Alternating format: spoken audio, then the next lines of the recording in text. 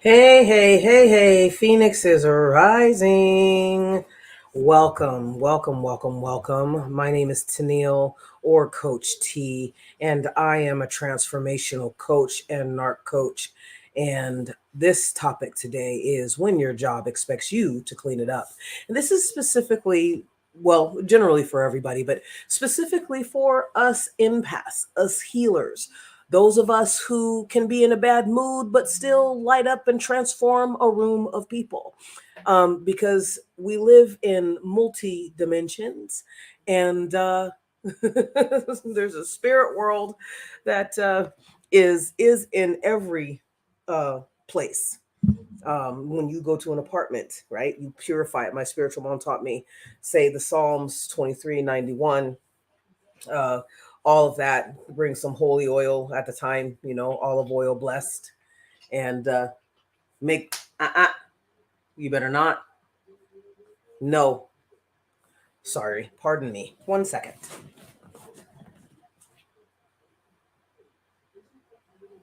Poking somebody's eyeballs out.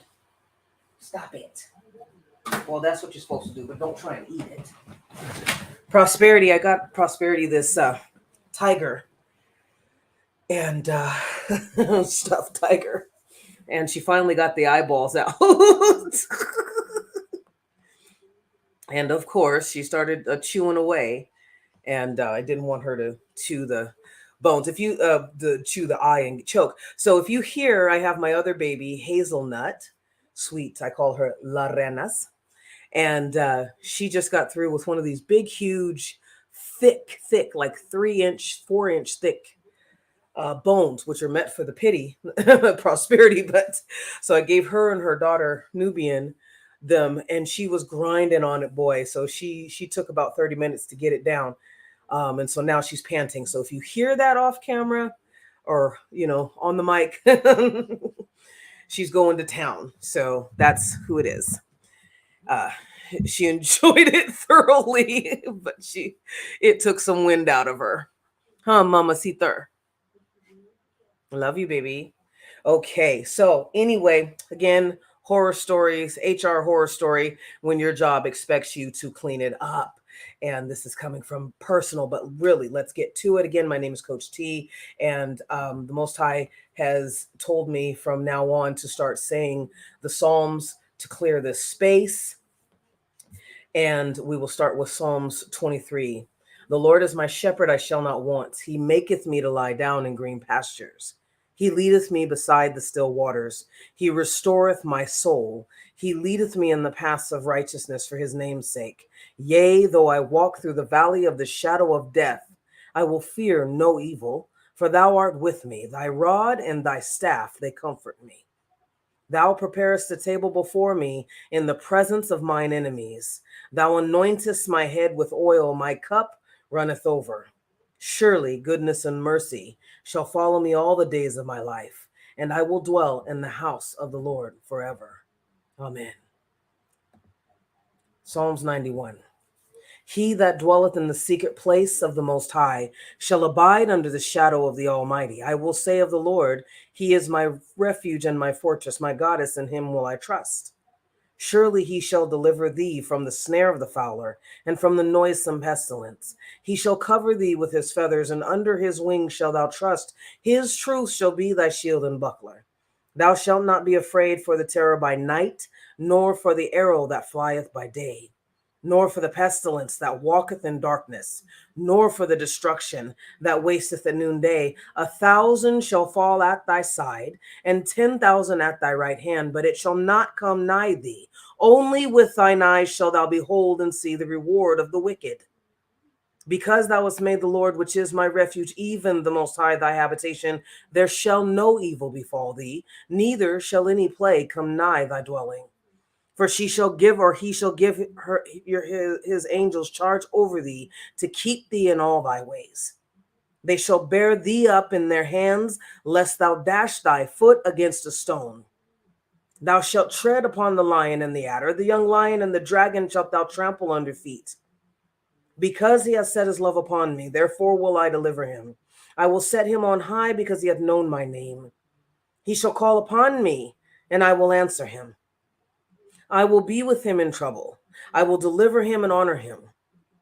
With long life will I satisfy him and shew him my salvation. Amen. Amen. Amen. All right, let's get to it.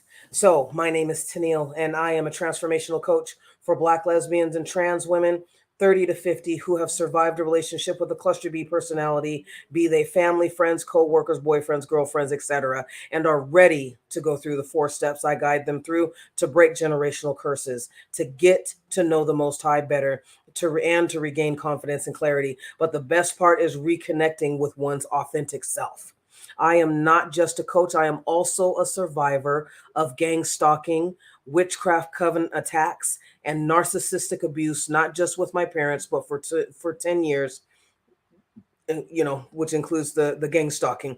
In those 10 years, I was homeless for 3, and I survived because of the divine took me through the 4 steps that I share with clients and in workshops and programs. So the first step is to have everything revealed, reveal patterns and beliefs that keep us in poverty, not just in our finances, but also in relationships, in career goals, the whole, whatever makes us up. We have a lack or poverty, right? And I think that these 4 steps are the ingredients to getting the roadmap, basically, not really ingredients, but the roadmap, which the steps that you take to get to your authentic self. And these are steps that you have to keep doing over and over and over again.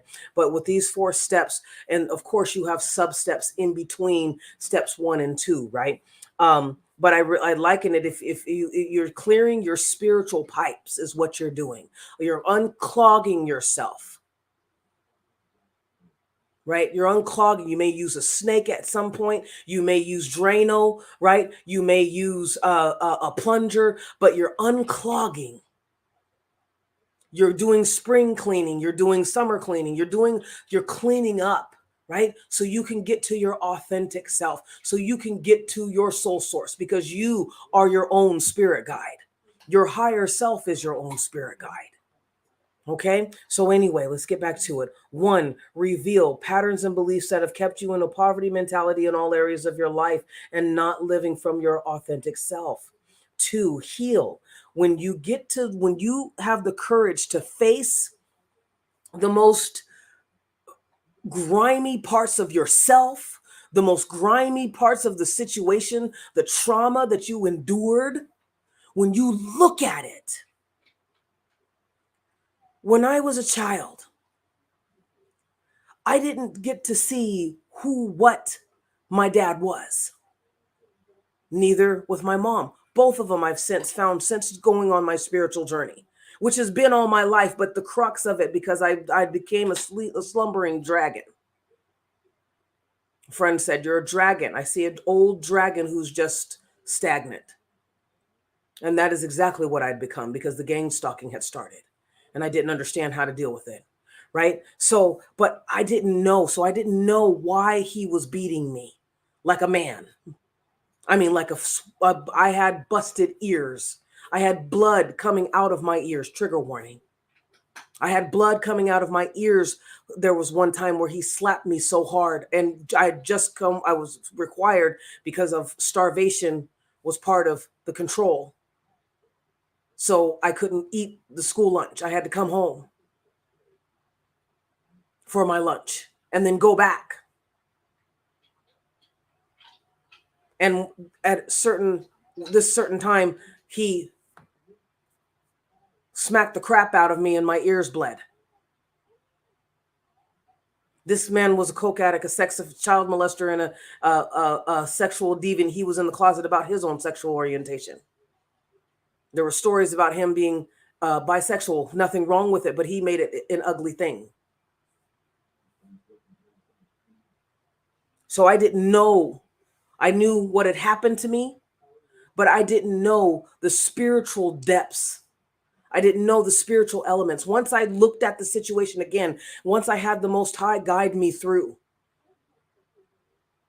and show me on my mind screen, this is what we're dealing with now. This is why you're acting this way. This is why you're afraid of this. This is why you're afraid to tell Black men no, because of the immature way that they act, the violent. We've all heard about it. People getting shot, women getting shot for turning somebody down because he has a pygmy complex, because he's demon possessed, because he has narcissism. And people just think, oh, that's why I say cluster B personalities. It's a character disturbance. It can't go away. Doesn't matter what color you are. So when I had that revealed to me, what the whole situation not coming, because when you're frightened, you block off, you kind of go blurry, you're going into fight or flight. Your only thing is to escape, or you're frozen in fear and you can't think, or you're only thinking one thing, like I got to get out, or where's this coming from, or you know what I mean? Just that we're not seeing the whole picture because we can't. There's too much going on, and it's so painful. And a lot of us shut down, and some of us leave our bodies. So now when we come back and we start doing this work, after we have it revealed on our mind screens through doing the workbook from Sealed to Healed, which you can buy separately on Amazon, go to the link. If you don't want to take the summer program, 8-week program coming up. So when you get that, you get to heal it. Because you get to see, oh, this person wasn't, for instance, let's say, there's a robber that comes in, right? And somebody comes in after the robber, and everybody assumes that they're together, right? Because they're all afraid and da-da-da-da. And so hindsight is, all they always say is 2020. Once you get to calm down, once you get to like step out and not have an opinion on it, just look at it for what it is, you get to heal it, because now you're seeing, oh, it's like a math problem. It's like, okay, how do I figure this out? And then when the teacher says, oh, you got that right, but you forgot to carry this, right? There's like, oh, wow, right? Wow, my gosh, okay, that's so simple, right? So then you heal. You have this opportunity now to see the bigger grand picture, and to see that it wasn't that scary, or that it was scary, but this is what actually happened, and this is what you got through. Then you can say, man, I'm a warrior. I truly am a phoenix that rose from the ashes of this situation.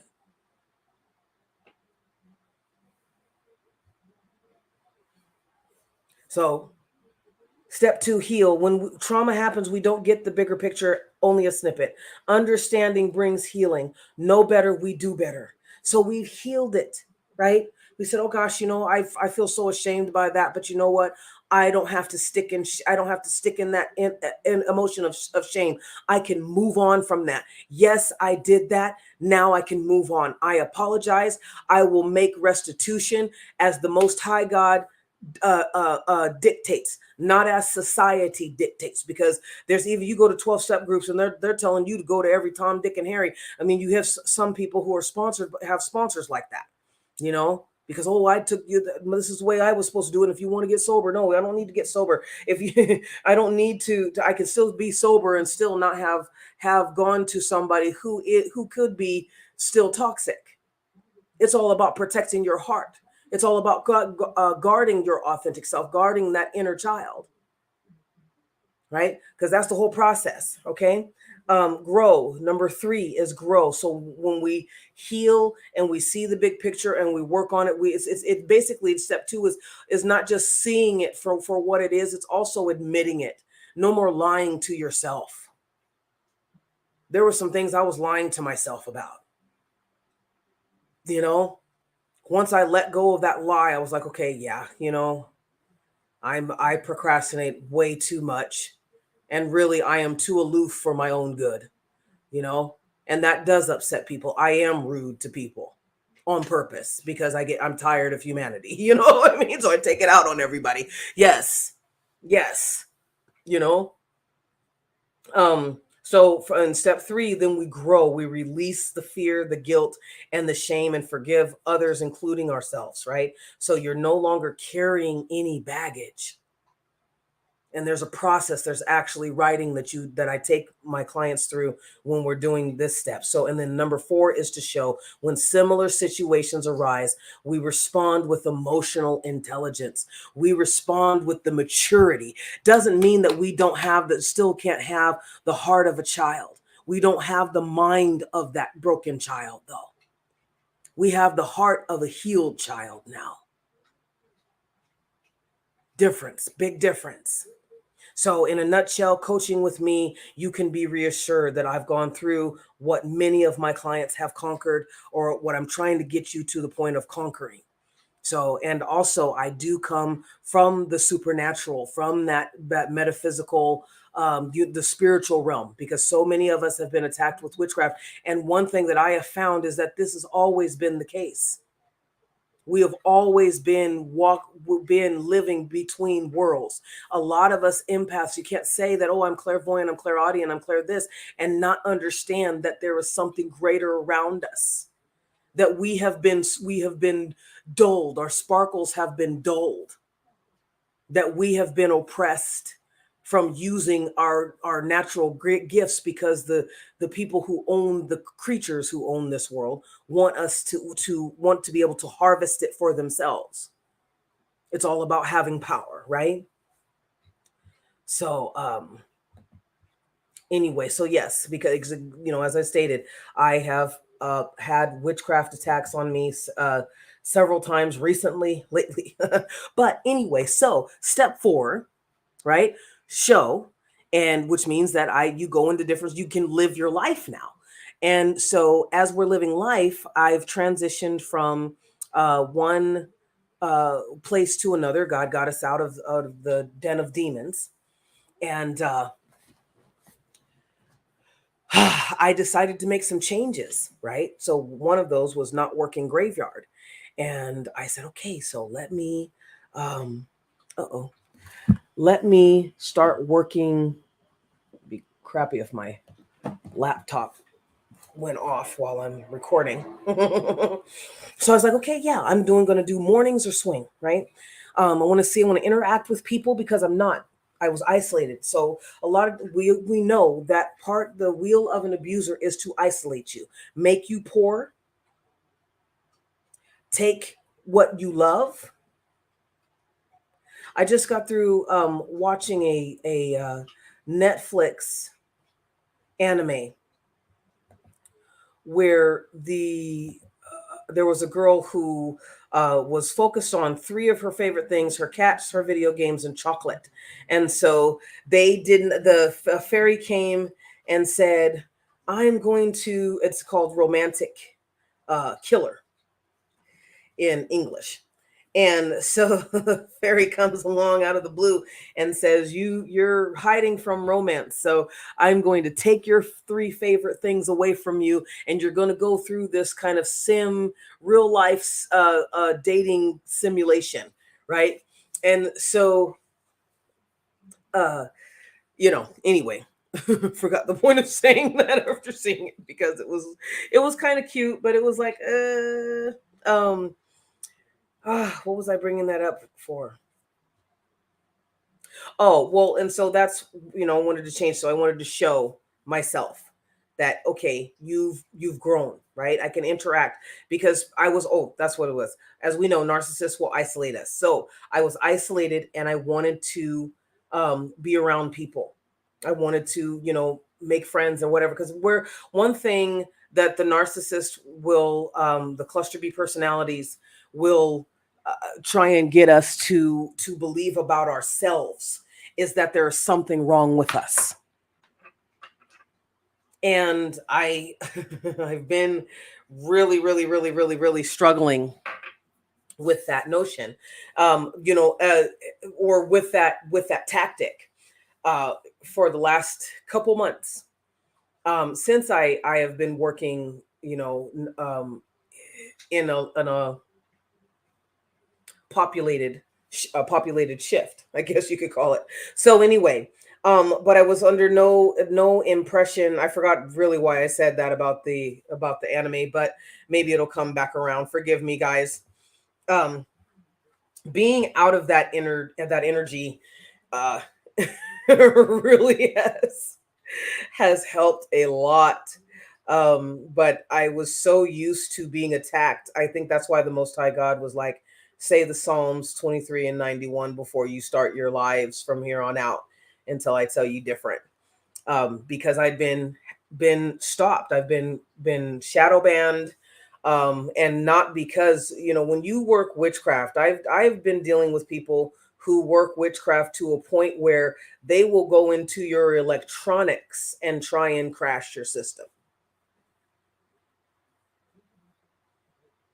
So these are some upper level, and I don't want to give them that credit, but it's when when you don't have a job because you're on disability and you belong to a cult, and the only thing, so basically you're getting your discretionary income is coming from being paid to do hits on people, and they're paying you because you know how to not leave any traces because you're doing it all energetically,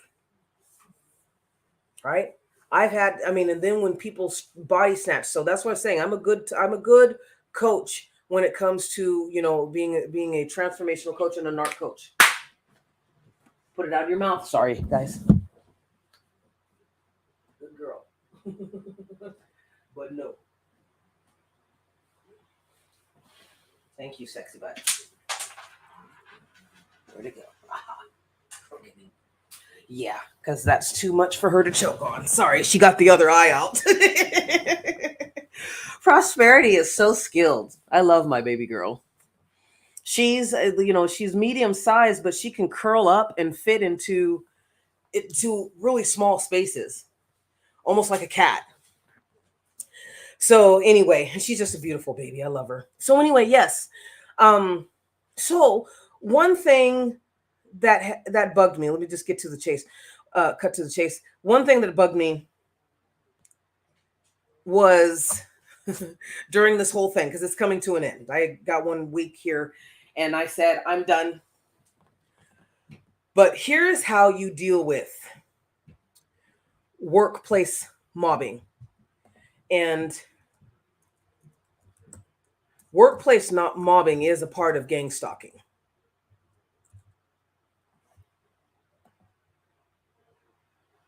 So, okay. Let me read this off. Some workplace, this is from just a Google search. Some mobbing at workplace examples include cycle of abuse. This happens when one individual repeatedly behaves aggressively towards another with the aim of creating a sense of fear and insecurity. Scapegoating. When someone is scapegoated, they are unfairly blamed for something they did not do. Yes, yes, yes. Okay, because that was on my mind too to speak about.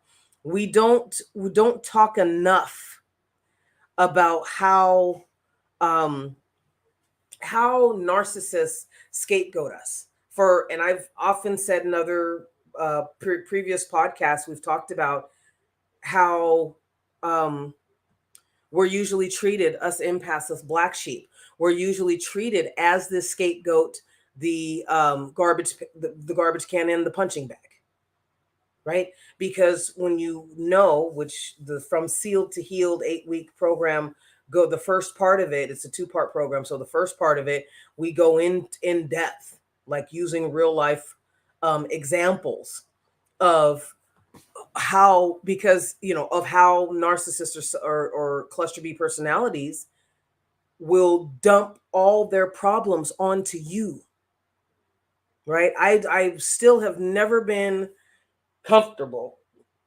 even though it's uncomfortably, a common for psychiatrists and psychologists to say, oh, well, the trauma bond is you being codependent. That's not it. Because if that were the case, I'm the opposite. I am excessively independent. I mean, it is still to this day, that's something that I still have to work on.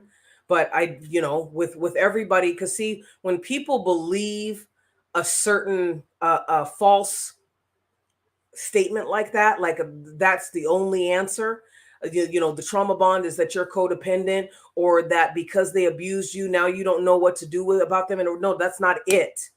That's why I'm saying I come from the spiritual.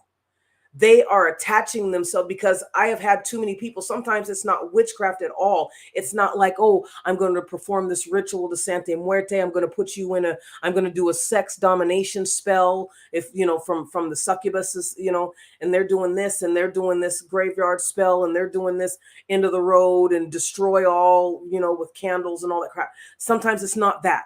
Sometimes it is a secret, unspoken, silent desire. And when you are grounded in yourself, when you are confident, you don't have to be particularly attractive. You don't have to be a certain weight. You don't have to be a certain religion. You don't have to be a certain skin color.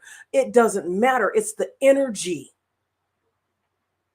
When you walk with confidence because you've done your work, there are people around you who are silent, quiet body snatchers and vampires. And they know that you don't have to talk to them. So how do you get somebody to pay attention to you? You traumatize them. Once that trauma happens, once you get mad, once you get that, you feel fear. Most of all, it's the fear. Once that spark of fear comes, they attach a tether to you energetically. In the spiritual realm, I've seen it. Because it's happened to me. I was talking, I talk to the Most High God all the time. And I was talking to the Most High God, and I said, you know what? I said, why is it? Because I'm waking up as if I've had a stroke. And I know, because I'm not having a stroke, I don't eat. And this is still my biggest thing, because I like to see the progress, and I wanted to show the progress. And it's like, even though the Most High is saying it's not you, it's them. Right? This is why I'm saying, I'm telling that there are practitioners that have been sent to destroy me, kill me. Hazel, are you okay? You're okay. If you guys could see the way she's just sitting back and chilling, which is good. See, I love it when my babies are comfortable, because when they're comfortable, I know that all is right, and we're on the right track. It's just confirmation. I have had practitioners try and cause me to have a heart attack. And it's the weirdest thing. Don't tell me you have gifts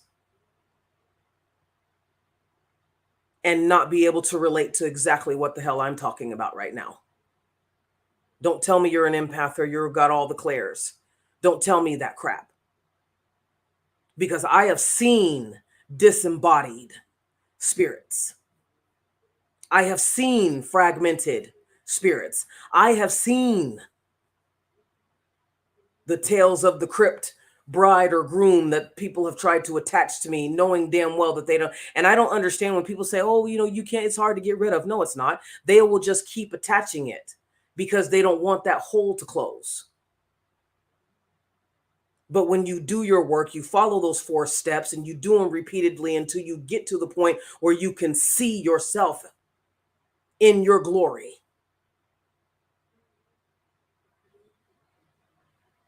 And you know that you're royalty. And not all of us are royalty. Like, I know I was a servant at one point. You know what I'm saying? Like, I'm a servant now. Healers are servants. But it doesn't mean that I don't come from a royal bloodline. And the way that I was feeling it was that I'm a mixture of both angelic warrior and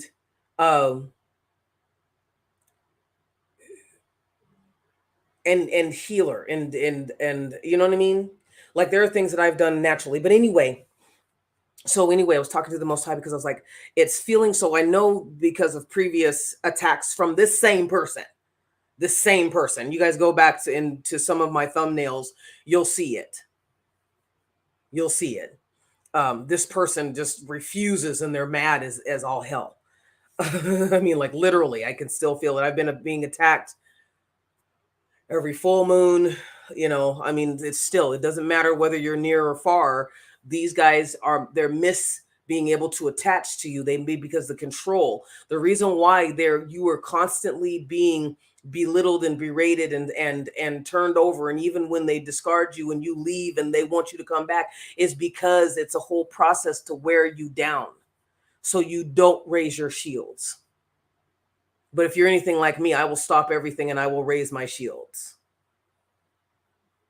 They tried it. They took it. They took my stability, my housing. They took my jobs. I was homeless on the streets with my fur babies. They thought they had gotten me then. They were making fun of me and shaming me and humiliating me. It was a literal humiliation ritual.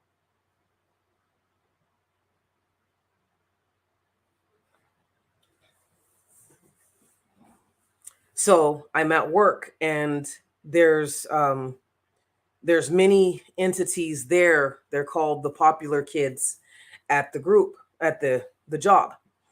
And one of these people, and it's not just them. So it's not only do I still have people who are refusing to let go, right? Because the narcissist, they don't want to let go. Even if they don't hear from them, it's not that they've let go, it's that they're masking their energy to the best of their ability, right? And so those of you who are not trained, you don't have, the clairs, you're not sensitive to energies or spirits, you don't have that gift, you won't see it. And I've been their worst nemesis because I see when you're attacking me, I feel when you're attacking me. I know that was most beautiful thing of me being homeless and rebuilding my foundation is in rebuilding myself, was that I know my body. I know my mind. I have woke up because they've attacked me during the night with the most disgusting, putrid thoughts or energies. Right? So, what they will do, back to it.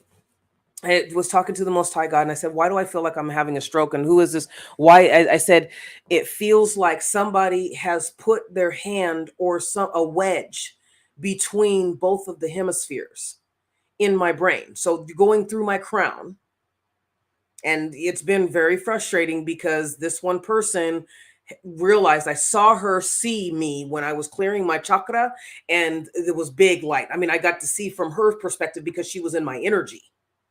She was literally sitting, having popcorn, drinking a beer, watching me when I was clearing my chakra. And I could hear her say, whoa, right? So they knew. And when people come in, this was like, I think I was in the second year of being homeless, or the third year. Because we were still living out of the van, but it was pre going into the hotel.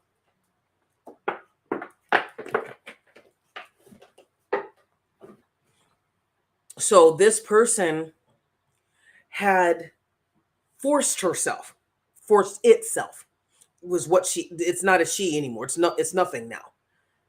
And that's what jealousy and bitterness and wanting to win at all costs ends up doing when you're, pardon my French, but when you're fucking with an emperor, or when you're fucking with somebody who's androgynous. Like people, and one, so anyway, I'll focus on, because the thing is, I'm androgynous, but I notice that people will do witchcraft attacks to enlarge my breasts or enlarge my butt. I've had my thighs, my knees, I've had all parts of my body attacked. I even had them try and get me to sniff coke, you know what I mean? So like, you know what I mean? And then this is no, but if you know, you know. If you know, you know. So I was asking the Most High, I was like, why is this person keeps trying to split me? To split me, literally split me. I said, it kind of feels like they're trying to split me or block me. But what it was actually doing through her was to tap in almost like a straw, right? Let me there's the gang, the Northerners, they call themselves, it's in English, And so taking, and they're of the Northerners and the Southerners and all the gangs in between. It's all one cartel. It's all fragments of a cartel, right? You got all these schisms, right? And so, unfortunately, they were so arrogant that they thought, well, anybody who knew who comes in and doesn't get put on, it's a disrespect to us. So they figured that, and so it was personal, but it wasn't personal. You see what I'm saying? Like this setup had already been in Sacramento before I'd gotten there, and anyway, and I'll get to the HR thing. So it had already been there, but they weren't counting on they weren't counting on me speaking up. Number one, because I had already done work. I just hadn't gone the extra mile because there's times like when the hero is like, "Hey, I don't want to take this on. You go get it. You go do what you got to do." You know what I mean? This battle isn't mine. That's exactly what I told the Most High. I said, this battle isn't mine. I'm tired of dealing with it. I'm literally getting my ass kicked. I have people who want to kill me.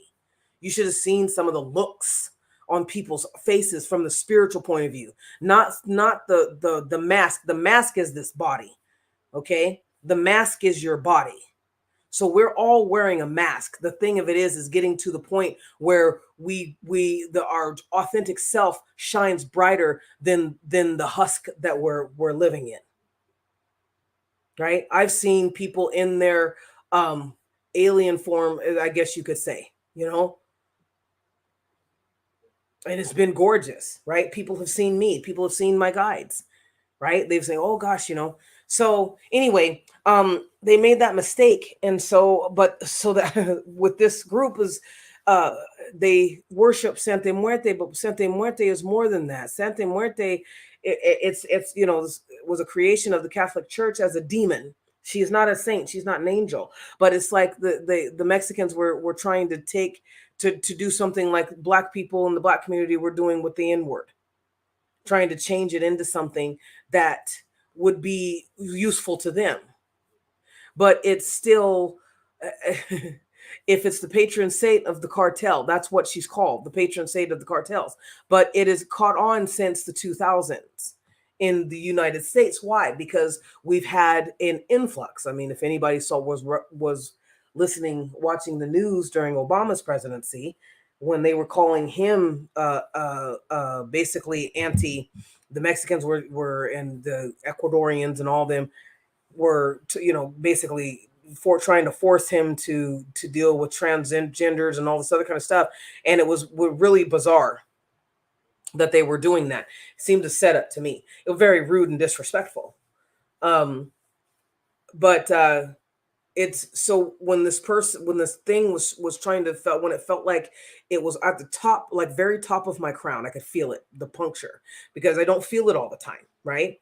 And I exercise, I do what I do. I mean, my body literally has to rest after over 12 years total, about 15 years total of being under stress through the gang stalking. We know what stress does to the body, right? And then I went from intermittent fasting to literally having to starve myself because this cult was so desperate to kill me because I was not supposed to succeed, let alone get on YouTube and start telling my story.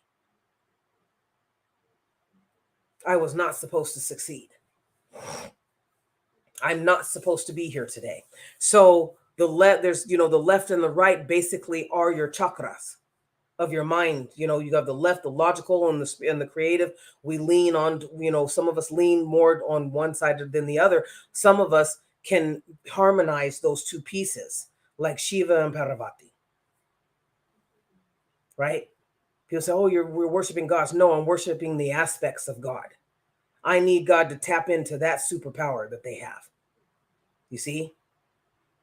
But children don't understand that, especially when they're coming from a place of fear.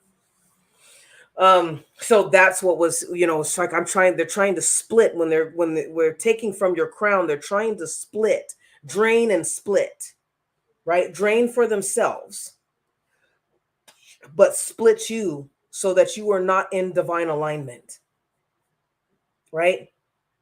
So you're overproducing cortisol. I looked at my belly, stress belly today, and I was like, oh my God, I had to say, I love you, I love you, I love you. I love you. You've put in a lot of work to get there. you know it's okay. But yeah, anyway, so that's as a coach, that's where I'm coming from. So I don't like it when people say, oh, just a trauma bond is because you're codependent. It's like, no, they are extremely hyper codependent to the point where they automatically attach, which brings me to the horror stories of HR. So when your job expects you to clean it up, this is what recently happened to me, and I'm on my way out, and I was reflecting because the whole thing with workplace mobbing, and let's get into just Google. So mobbing amounts to harassment in the workplace. It is defined as a series of, you need to chill out and knock it off. Sorry. It is defined as a series of events or behaviors that make work difficult or threatening for an individual. It's usually a group of people getting together to target and harass an individual. How to deal with work. Okay. So the difference between mobbing and bullying. A bully works alone, but while a mob, gang stalkers, could be a whole lot of people coming together for the same malicious intent. Okay. So one reason is that the reason why it happens is that it can be a way for people to vent their anger and frustration. Another reason is that it can be a way for people to feel like they are in control, which, yes, mobbing can also occur when an employee is perceived to be a threat to the company or other employees. And finally, mobbing can be a way for people to make their colleagues feel uncomfortable or intimidated. So here's the cycle of abuse. It is important. This happens when one individual repeatedly behaves aggressively towards another, with the aim of creating a sense of fear and insecurity in that person that they're targeting. Scapegoating: when someone is scapegoated, they are unfairly blamed for something they did not do. And so I'll stop here. In the isolation, victims are often left alone and feeling isolated, which can lead to feelings of anxiety and depression. Isolation can include being isolated from work tasks and social interactions. Yes, I had all of it happen to me. Isolation can lead to feelings of anxiety, depression, and isolation, and can have a significant impact on an individual's work performance and mental health. Humiliation is a sign of mobbing at work, the workplace. Um, Intimidation had that. Power dynamics had that. Use of violence, now that has not happened, but the guy the other day decided that he put this ski mask on, and which, ski mask, it basically has the eyes. That's all you can see is the eyes, but you can't see the mouth, face, or ears, or anything, what color the hair is. And he did this before he came in, and he came in from his post, and he came in, had put that on beforehand, comes in, doesn't say anything to me. And he's always been hostile and aggressive towards me for no reason. I've never known, like, I think he thought that I looked at him a certain way. And one thing, I am in an area, which is, it's a better area, but I am still in an area where the dealing with the same people who tried to kill me back in the old place, but just a new setting. But one thing that I found is that they're extremely, uncontrollably, it seems, sensitive. They take offense rather quickly. I mean, like, rather quickly. I mean, like, oh, you don't want to talk to me? I'm choking. Well, that's not excuse, that, no, I'm not here for the insanity, dude. Right. So, going to HR, I'd already gone to HR about other things that I've talked about. Go to those podcasts when I'm talking about workplace narcissists. And this just, it kept snowballing, right? It kept snowballing. And so with workplace mobbing, I went through that abuse, and where people were talking about me. And the thing that I never will forget is that these people looked me dead in my eyes and laughed in my face. But I could tell, especially from one of them, I looked in his eyes and I said, you were hollow. Like, there was nothing there. There was literally nothing there. And come to find out, he's a gang member. So my supervisor was a gang member. The other people, and here's you have some of these guys, and I was reflecting. I said these guys are so young, like, but these guys were like 30s. But I was like, why are they? Because to me, spiritually, I'm looking at with them with spiritual eyes. So with spiritual eyes, they looked like they were 15, 12. Some of them. It didn't matter the size. It didn't matter any of that. It's just these guys really were looking like, like the looking and acting like basically just kids and sad baby, little brats, to be quite honest. And so showing number 4 was showing was like, okay, I'm not going to put up with this. It didn't take me long because I can identify it. See, that's why when you go through this 8-week program coming this summer, the 2 parts, when you go through it, you'll be able to identify it quick. Right. And because you've done your own work and you're living from a healthier, higher vibration, you will literally get sick down. You will literally get sick from the toxicity emanating from the people around you. Because that's what happened, how I felt just being around. It's like your stomach's getting all nauseous and stuff.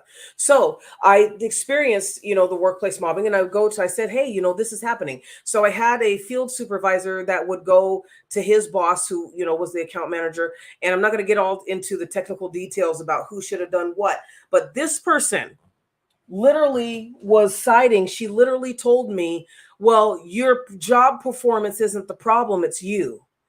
And then she quickly added, and this other person. And that's one thing, that's the scapegoating. So this, I believe in my situation, it's cultural, right? It was the off brand of white supremacy that I was dealing with. So they were always going to blame me for something. It didn't matter. It didn't matter. And I noticed that the Black people there, so, this is a Hispanic dominated environment and city. And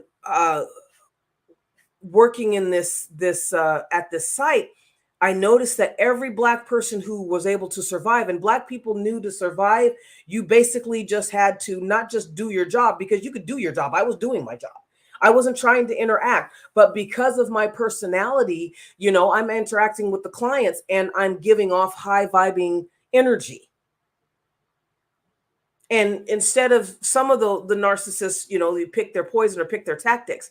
Some of them from the popular group, the cool kids is what they were dubbed. And people knew that and they were okay with it. That was the other thing that was a red flag for me. It's like, okay, you guys know that you're toxic. You're very much aware that you have traumatized people systematically. You've gone out of your way to traumatize people who you don't like, or who you feel, or who you have a grudge with, or whatever the case may be. You've gone out of your flipping way, and now you're trying to do the same thing to me. And they started to get really upset because they used the tactics of humiliation, of scapegoating. Remember a lady actually accused me and tried to isolate me by having everybody ignore me. It was just like they didn't miss a beat. They were right on time. They were right on time. And so, but anyway, I go out to this guy, my field supervisor is like, oh yeah, well, go call Lopez and tell her, or email her, call her, text her, right? Or go tell her what's going on. Okay. But see, this was the same person who caused me to, basically they said, oh, you can't be fired. You took me off the job. I was hired for this position. So why, but they don't want to tell people that they've been fired because they don't want to pay, unemployment, and they don't want to be sued, right? And it's most of it is with, it doesn't mean that it doesn't happen with other Hispanics, because it does. But I noticed that they preferably target Blacks in this company, and because of the location. And so I go to this woman, I'm telling her this, and I'm saying, hey, this has happened. I'm sending her emails. And, so we have a telephone conversation, and I can tell she's not liking that I'm assertive. I told her, it's like, you're not going to talk to me like I'm some 3-year-old, because I'm not a part of your culture and I deserve better.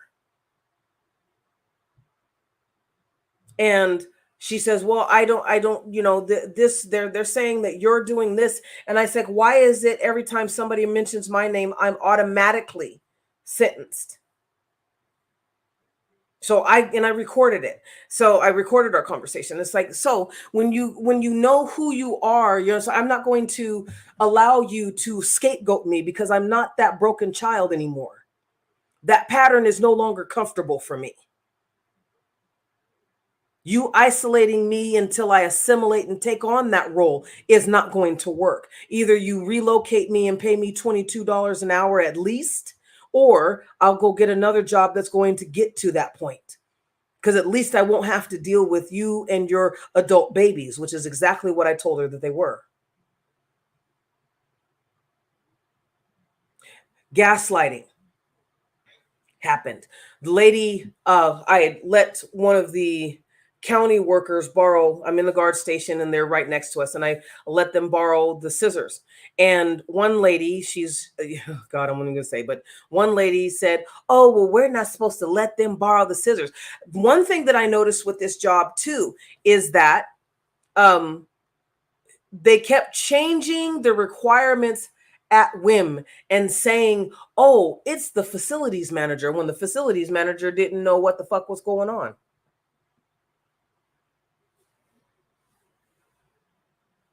You feel me? Excuse my language. But it's just, it gets annoying after a while. It's just like, God, you're not hiding. I see that you got your hands in the cookie jar. I see that you got your hands in my pocketbook. Jiminy Christmas, So anyway, after talking to the account manager, who was supposed to be the boss over everybody, she basically blames me, and I tell her, no, it's your people. In no uncertain terms am I going to change. And I said, I won't be blamed for you. You're not going to use me as a scapegoat. I just got here. And I told her, I said, before you called me, one of the supervisors said that she felt safe around me and liked that I paid attention to detail and that I always had her back. That's the supervisor. That's your client. This woman did not care. She didn't care. She only cared that I assimilated into what her people see. This is the thing. When it's white supremacy all over again. The way that I was seeing it, because of what I'm experiencing. Every Black person there they have treated the same way to condition them to, they've said racial. I had the supervisor, David, who's the gang member, who was calling people brother and, trying to egg people on. When he found out that he couldn't do that shit to me, because what are you going to call me, boy? So what he started to do was try to intimidate, tried to rush, tried to, be really aggressive and hostile. So I wrote that down. Then he stopped. So basically what ended up happening is the account manager wasn't going to do anything. So I told her, I said, I'm tired of this. I said, I'm doing your work for you, but I'm going to email you every time something happens. And I did. So every day for, I believe, about 2 months, I emailed her an update, which made it hard for these guys to retaliate against me. So it wasn't that they weren't trying to isolate me. It wasn't that they weren't trying to humiliate me or scapegoat me, right? It wasn't that they weren't trying to intimidate or bully me or play, oh, I'm the supervisor, so if you're not going to do, no. It was, they were still they were still doing it. It just wasn't having the effect that they were looking for. As I said, Phoenix, is we play chess, not checkers. So the last thing, and I'm going to email them again, because, for legal purposes, for myself and for other people like these guys. And what was so disheartening to me, because between this, throughout this whole time with this workplace mobbing and doing this lady's work for her, and because they're all on the same side. So here, let me finish my thought with when you have racist a racist group. Okay. POC, it doesn't matter if you're under the POC banner. If you don't like Black people and you believe that it's your time to shine and you're entitled to it, you're going to use white supremacist tactics. And that's what I've experienced. White supremacist tactics. I haven't, she could not point to anything that I had done. They had written me up 5 times actually. And I refused to sign after the first one. And I made a screen capture. I took a picture of what they were writing me up for. It was so flipping ridiculous. Like they were literally writing me up for not sitting by the person that violated my personal space. Do you know how long somebody, I think, actually looked at because I'm under a security camera. I watched the security. I mean, oh my God. Like I'm just putting this to realizing this. You don't want to watch the security cameras because you know that you'll be convicted. I had people who were, I'd leave my purse or whatever, because other people were leaving their cell phones and their wallets and stuff. Like I can take a picture now and, for when I go to work again, and I can take a picture and you'll see people literally women leaving their purses, people leaving their cell phones, and nobody moved it. But I was having people literally violate my space. And that's a pattern. When you hold yourself down so tight, and when you when you surround yourself with protection and they can't penetrate. If you ever doubt, don't doubt. Let's try and do something different, Phoenixes. Don't ever doubt that the Most High, because I know it's challenging, but you have to keep remembering that you're in the world, but not of it. So what you may be feeling in this realm is not what's actually happening in the other realm. You're literally getting residual energy from the witchcraft or the fight that's happening on in the spiritual realm, right? Of course, it's going to look different in the physical. I got a chance. Hold on just a minute. Tickling my throat chocolate. I'm so tired of that.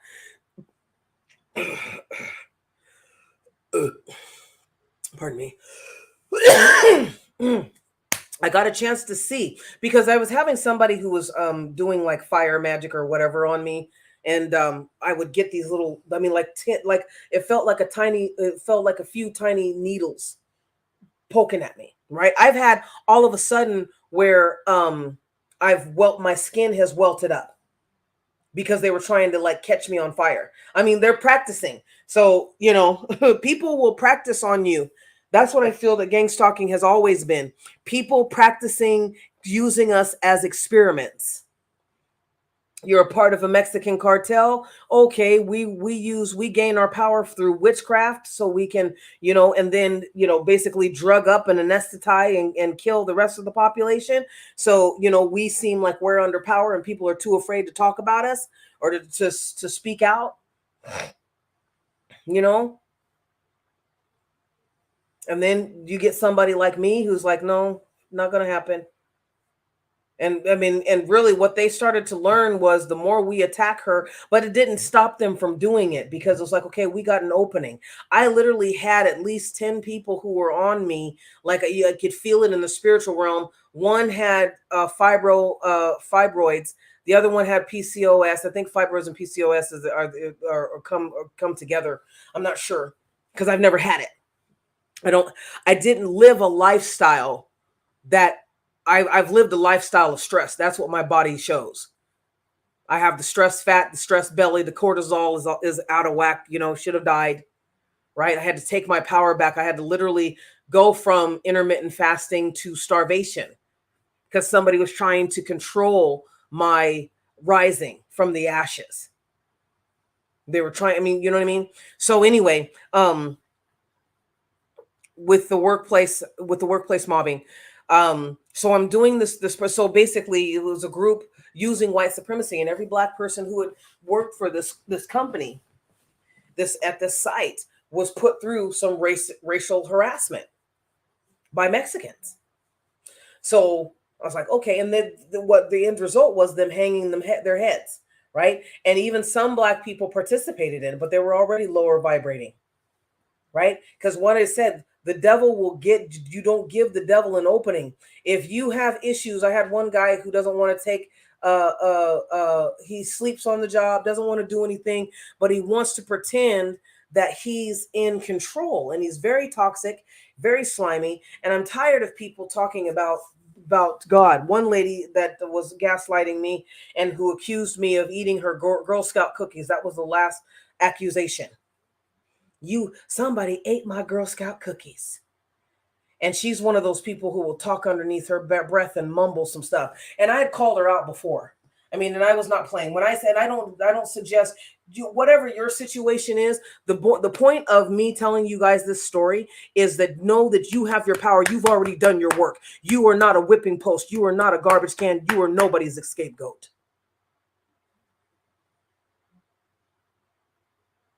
And it doesn't matter whether they take it back, whatever they got, you don't have to absorb it. These guys wanted me to be submissive to them. That's exactly what I heard from one of the women was be submissive. Submit. Submit to what? So she gave herself away. You know? That's what I'm saying. When you really listen, you're in the world, but you're not of it. When you really listen to, in your clairaudient, if you're clairaudient anyway, you'll hear it. Tune in. I heard her say, you need to be submissive. Just in a rage. And when I wasn't, it was like, pff.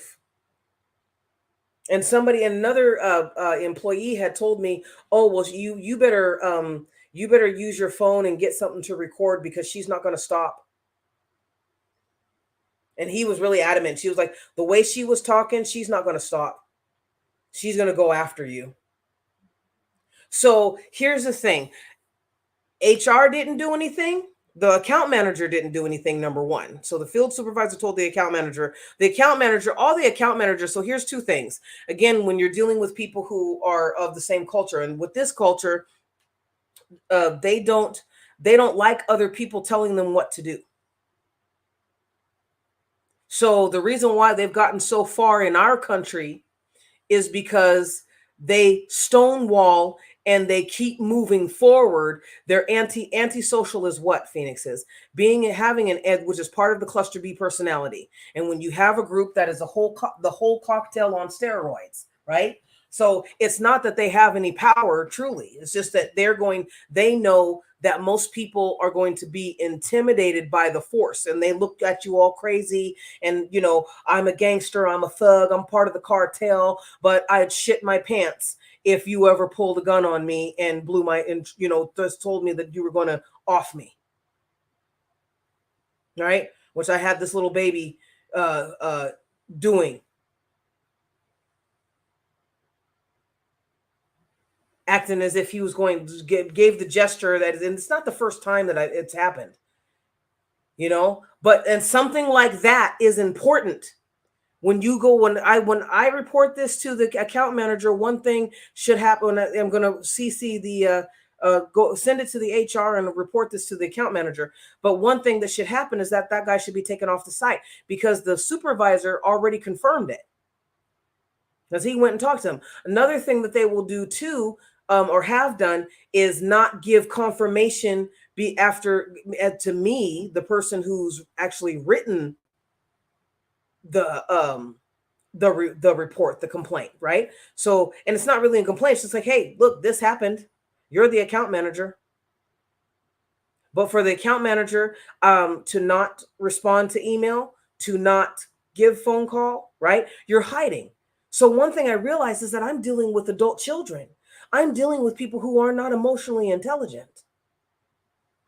When you got to bully somebody because you have your delusions of grandeur tell you that you're special, you're more supernatural, right, than other people, that somehow you're entitled to other people's time and effort and energy. And when somebody shuts down and because you're no longer safe, They no longer feel safe around you, but they still keep doing their work and act as if you don't exist. Then now that's a problem, because now you can't feed. Now it's everybody's focused on you. Right? So that's what's happened. But what should happen is that, he get taken off the site and written up. He wasn't written up. He's not going to be taken off the site. Right? The succubus that's on the, and what and I recognized her, and it was just sad, because I was like, oh my God. So the girl tries to look like Hello Kitty, and I'm not kidding. She tries to look like Hello Kitty. I thought she was 16, and I thought, as a security guard of 5 years, I'm like, why did they let this? Like, I thought, well, maybe, this part of, this part, this city does something different, right? They got a special program. And what's really, really crazy is that these guys will go from military to security guard to police officers. That's why when during Obama's presidency, and the part of the propaganda to condition your psyche as Black people, especially, to believe that, oh well, we're no good, nobody likes us, nobody wants to deal with us. That's the way that I see it. I'm not going to do it, because that's what the programming was. But most of those people were not white cops. They were Mexican cops.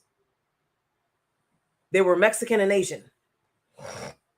And Mexican and Asian are were predicted 25, 30, 50 years ago, actually, to become the next top minorities or whatever in the United States. So we're already supposed to be extinct. Black people were already supposed, the ones who were brought here through chattel slavery and then born here or whatever, right? Those generations, we were already supposed to be extinct. They don't like us. And I keep trying to tell people that, but they don't want to listen. And I know it's really hard to think, well, you mean to tell me that, and the only thing that they like about us is that we can have fun. And I don't mean to be a bearer of bad news, you guys, but I am not going to be that coach that's going to, push sunshine up your butt. And my focus is, lesbians and trans women who are between the ages of 30 and 50. And really, it's my focus is on Black people, because you need to wake up.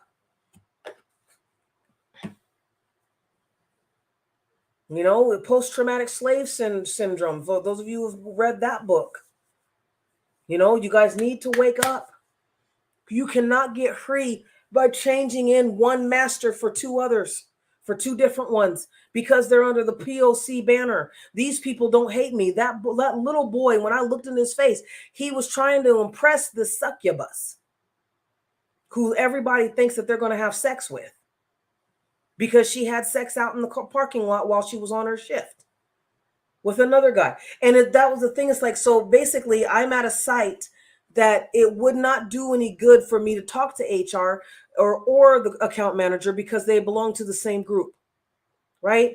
The same thing happened with white supremacy, right? We're gonna throw it underneath the rug, and we're not gonna do anything about it. But if I were to go up to that dude and point my fingers like a gun and cock that bitch back up to his temple, who do you think would be living, or who do you think? Let me not get ahead of myself. Who do you think would be fired?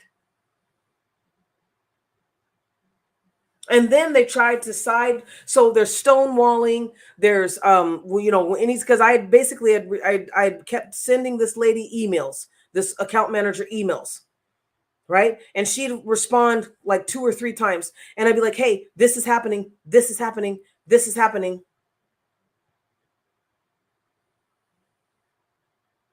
Right? And so I'm having the courtesy to give them a week.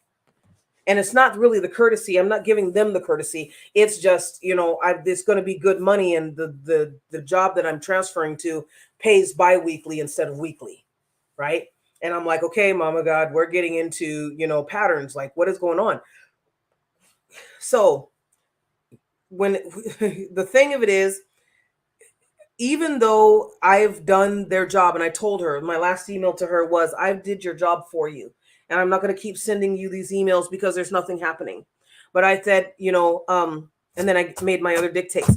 But the other thing is, if the Most High tells me to, I have evidence that I have said what I've said. and that I've complained, that I've said, brought to their attention, hey, this person is a gang member. Hey, this person is hiding things and then taking it after, they saw me. It's on camera. And that's the thing. It's on camera. It is on camera. There's nothing that, you can't say, oh, I didn't see it, or we don't have any proof, right? And so I'm like, okay, but how are you guys getting away with doing this stuff? Because a lot of the things that they've done has been on camera. Like the gesture of this little prick this little, piggy, thinking that he's going to act all bad in front of the succubus and form his hands like a gun and gesture like he's going to blow my head off.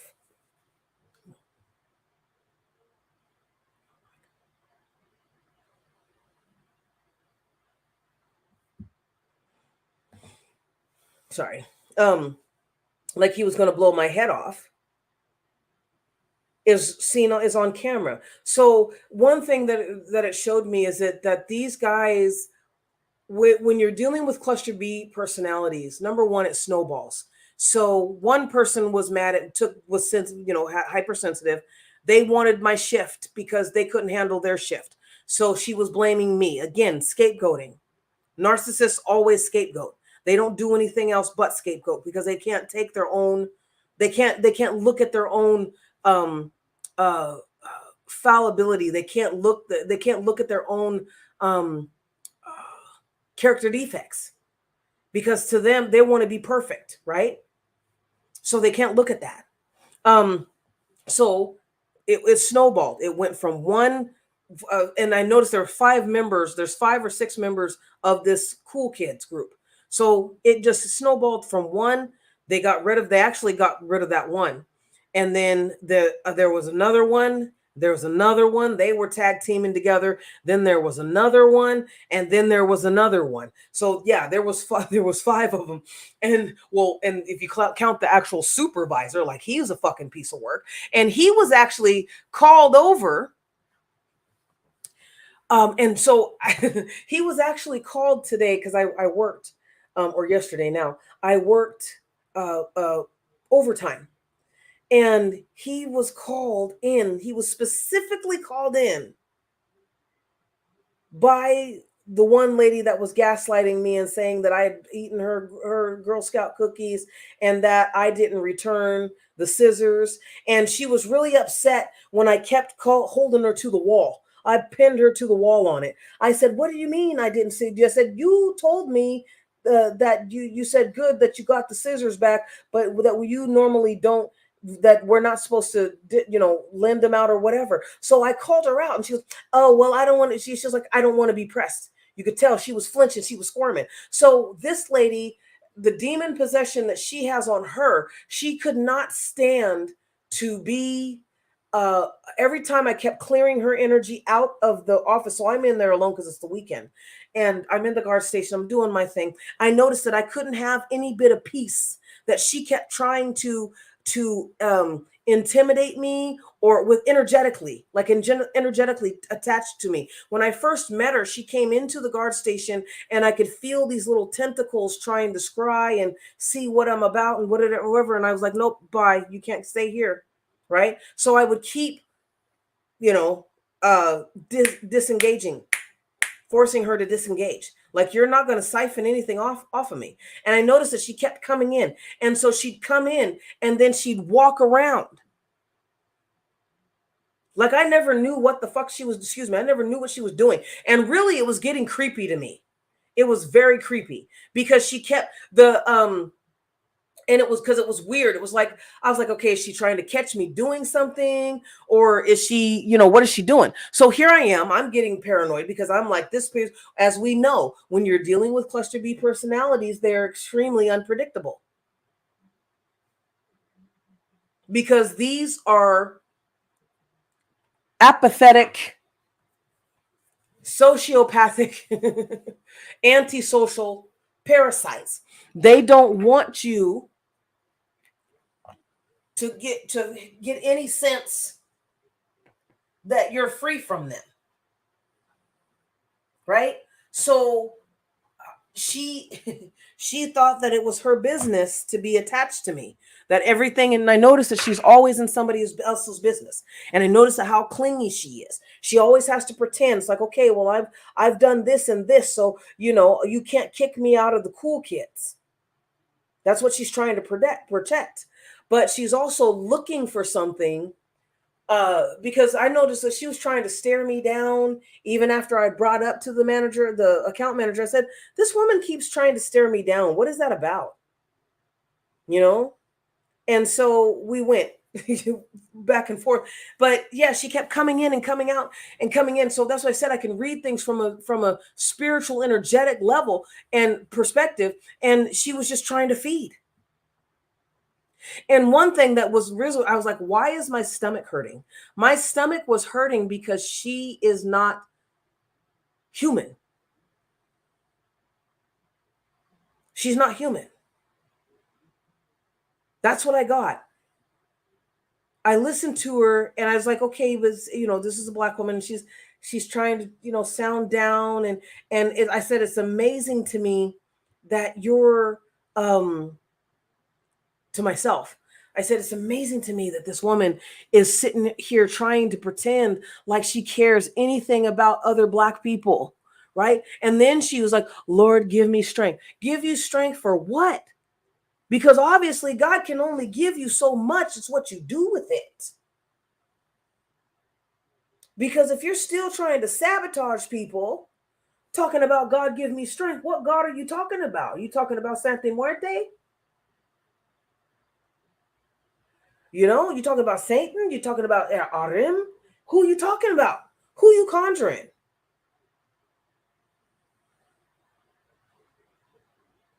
That's one thing that I've always noticed with cluster B personalities, at least in my life, because I'm not dating any of these guys, right? And it's so you don't have to date. It's not a pattern of you attracting. In some cases, it's not a pattern. Once you become aware, it won't. Because I don't believe this in general because of my own personal experience. We're not attracting them; they're just naturally gravitate towards us because they have a grandiose sense of self. If you are popular and you are radiating, they want to be it or have it. Period. It's been proven over and over and over again. So when I'm sitting up here and I'm cleaning, I knew my spiritual mom has always said, hey, when you go into a place, sometimes it's not for your enjoyment. Sometimes we're always on assignment. We are really always on assignment, whether it's on an assignment to uplift ourselves and to do our own work, or because a lot of times when we're doing our own work, we're doing work for other people.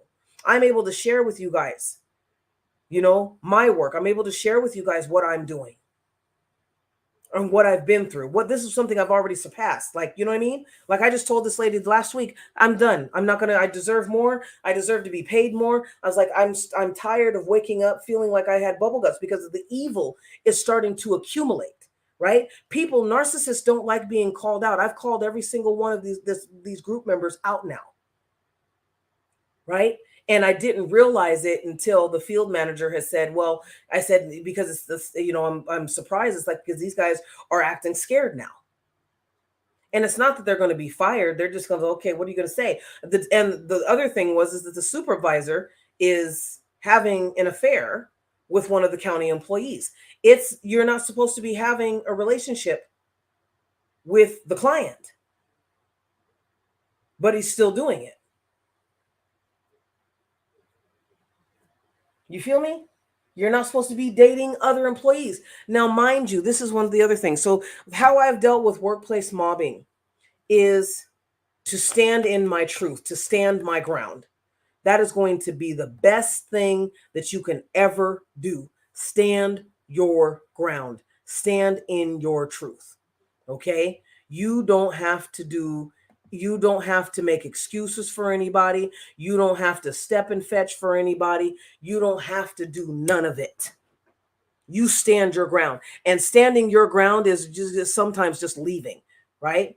Like I knew that I was going to have to leave. I said, but I'm not going to run. I'm not going to run like a scared child because you have no authority over me. I had to tell the field officer because the supervisor was trying to get physical and act like, he's going to protect these girls, who he wants to have sex with, right? Because he's a sex offender. I mean, not, I don't know if he's a sex offender, but I wouldn't put it past him, right? I mean, sexual deviance. You have a wife at home, you have kids, but you're screwing and having relationships with this lady. Now, it doesn't bother me what other people are doing. I really honestly do not care. The whole reason why this got brought up is because somebody falsely accused me of not doing my job. Somebody falsely accused me of eating their food. I mean, I have my own food, I got my own money, man.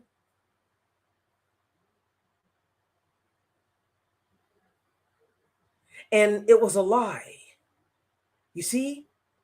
So, and then when the account manager said, "Well, it's not your job, it's you. You're the problem." That's what she told me.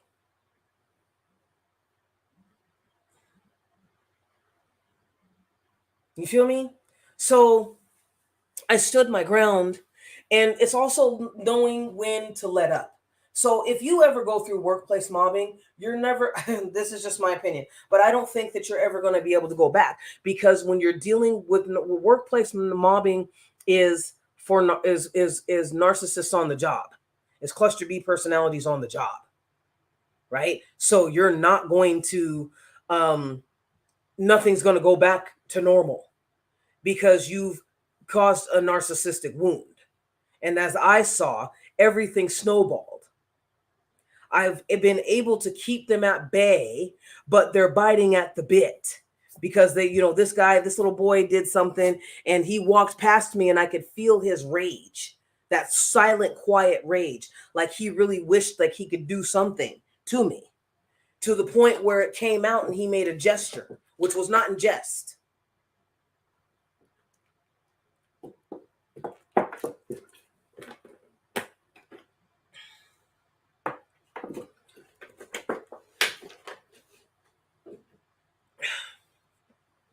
So most of this, what I did was also for again, like I said, legal purposes. So if the Most High says, go ahead and use all this to sue these guys, because that basically, this guy just threatened my life. He made a gesture to threaten my life.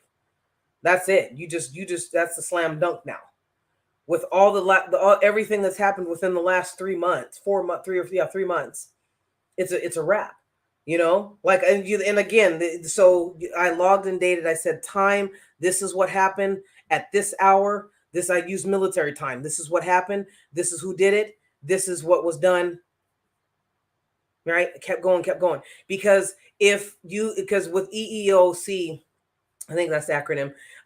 You got to say, okay, well, did you go through HR? Did you do this? Yes, yeah, I've done it all. It still hasn't stopped, right? And so because I had to report to the supervisor. And what you'll get is this confidence. It's like, I'm not trying to start stuff. I sat here minding my own business, and you brought me drama because you wanted to begin grooming me to be submissive and play some type of role in this cult that you have, when I was hired to be at work. This is a job. This is not your high school. Right? And the supervisor even said, "Oh, well, if you transfer something to somebody else, it's going to be the same thing." No, it's not. No, it's not. One thing that they tried to do too was to isolate me from getting a job. So here I requested for this lady to move me to another job, and she never did. To another site.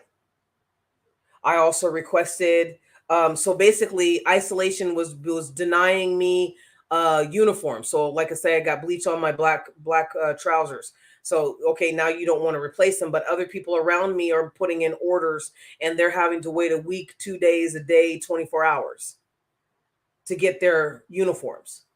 My jacket has ripped, but you don't want to replace it. Right? So again, this is set up to where there's favoritism, or anybody can be retaliated. Some is better, some you can prove something, some you can't.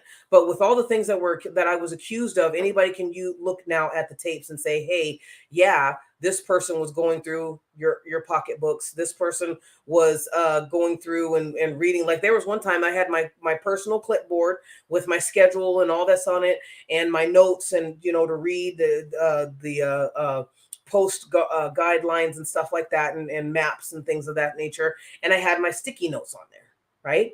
And I wasn't thinking anything about the sticky notes. And they was like, oh, well, you got to be careful what you left on your sticky notes that you left, because they're reading them.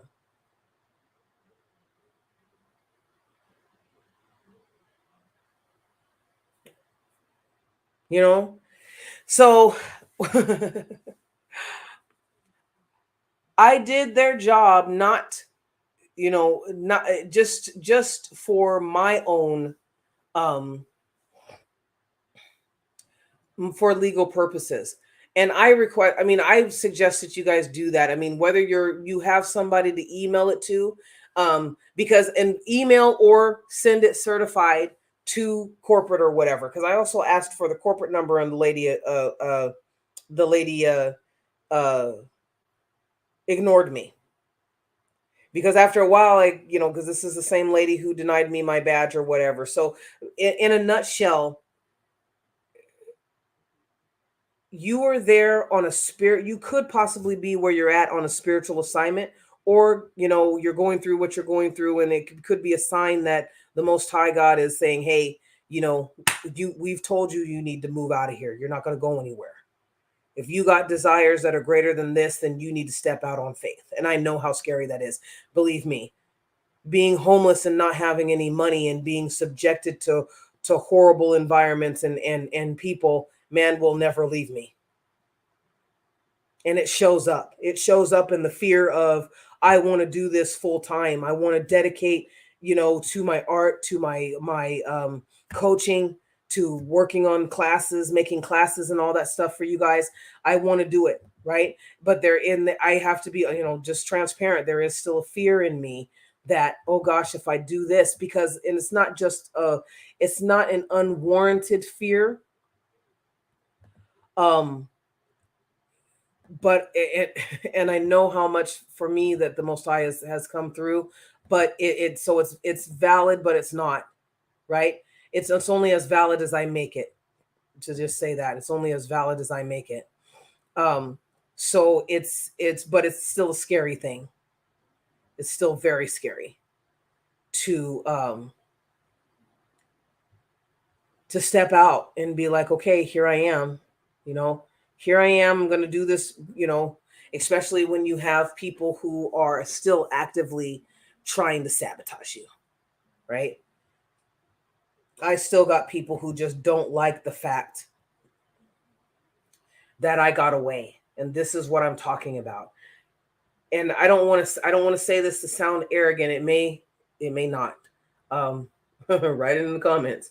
But there are some of us who are high up, and because and we've worked that way. So as I transcended on my journey up, us or excuse me, ascended on my journey up, the demons got more clearer, the demons got more powerful, the tactics got more murderous and malicious. They grew in intensity. Everything grew in intensity based on how I leveled up. And I've said this in another podcast. People sometimes will stop their growth, as I did. I stopped when it stopped being, sugar plums and fairies and gumdrops and saging, right? I stopped because, and then I proved it was still waiting there for me. I realized that the sage wasn't doing much. It was not. I mean, it did something on one vibration, right? The dragon's blood was more potent. The copal was more potent. The resin was that type of resin was more potent to clear out. You know, the sage was only for a certain thing. I haven't missed it since. I haven't been because I can't find any place here right now. I haven't been looking because I've moved and started working. full time. So, but yeah, anyway, yeah. So, though they want you to clean it up because they don't want to do anything about it. This woman didn't want to, the account manager didn't want to do anything about it. HR did something about it. Like, you know what I mean? Saying you're more focused on me being rude and not honoring you because you had a quinceañera or whatever. But you don't, you know what I'm saying? Like, how long ago was that, dude? Wasn't that like 20, 30 years ago? And you're telling me that I'm the problem. That's that transference. That's that scapegoating. So that's a red flag when you have somebody in HR who's supposed to be an account manager who's supposed to take seriously the things that you're saying. And I don't complain. I'm not a complainer. I'm actually I'll deal with something as long as I can until I can't.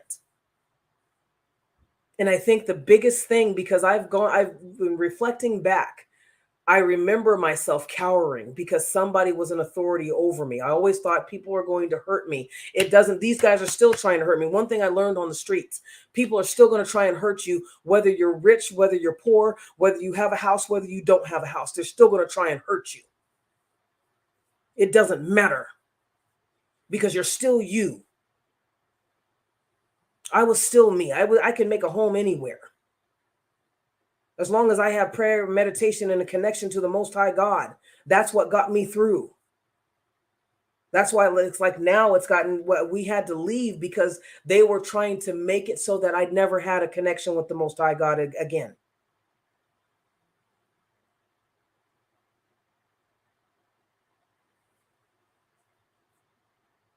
I had by sticking in my energy. So it's the horror story, the HR horror story here is, that it didn't matter what I reported because they were never going to do anything about it significantly.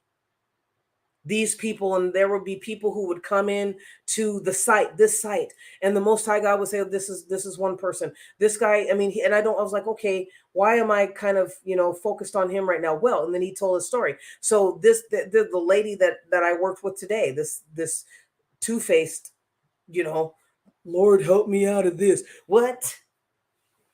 And I noticed that too. She's the second Black person on this job that has talked about God and faith and all this other stuff, but you don't believe in anything. Like the toxicity is oozing out of her. And I don't know how she got to be what she is. I don't know. I don't really care.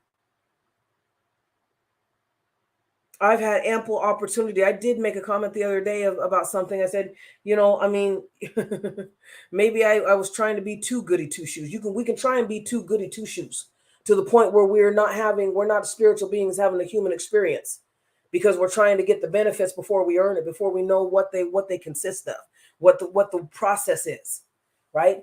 You don't get the cake without knowing how to make it. You don't knowing the ingredients to make it.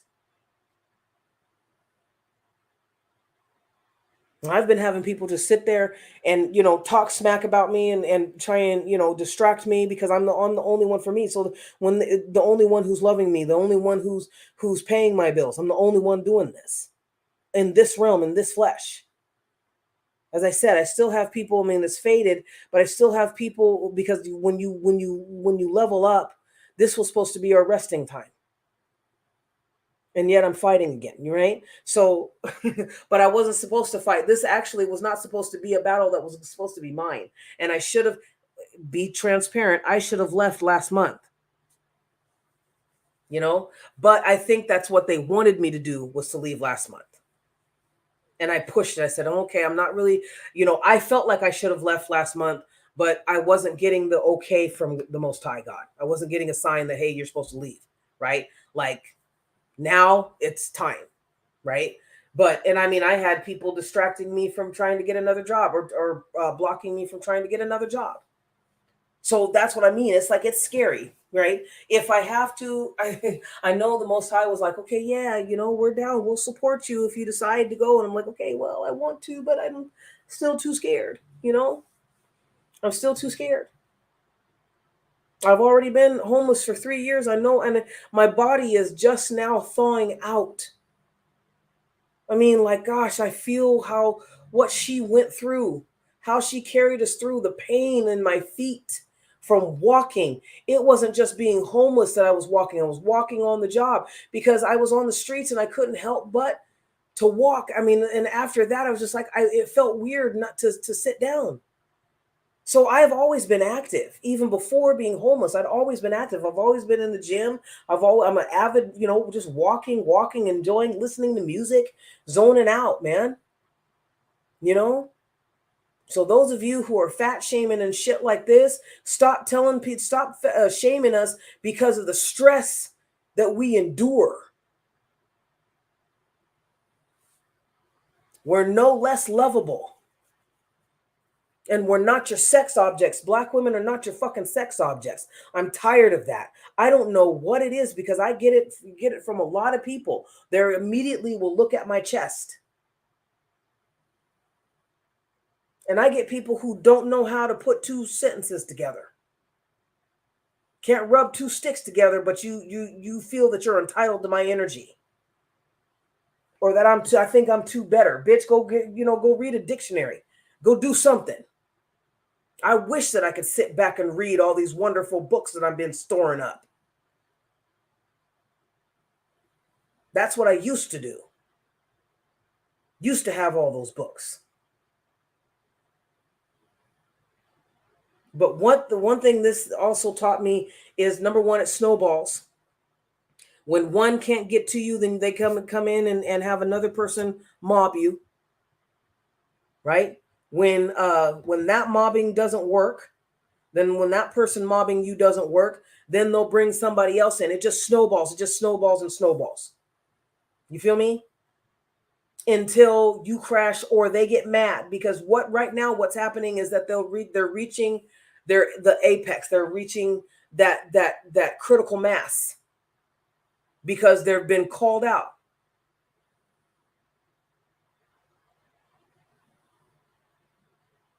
Right? They've been called out. And I don't know what's going to happen because I'm not waiting. I told them, and I actually told them this last Friday, I said, hey, I said, with the guy who's pointing gun, I said, look, because they know that I know what they are and they're not hiding it. It's like From Dusk Till Dawn, with Quentin Tarantino's Dusk Till Dawn. That's basically what these guys are. And they love it when it comes out. And it's gratefully it's only a handful, but they poison everybody else. They literally poison everybody else.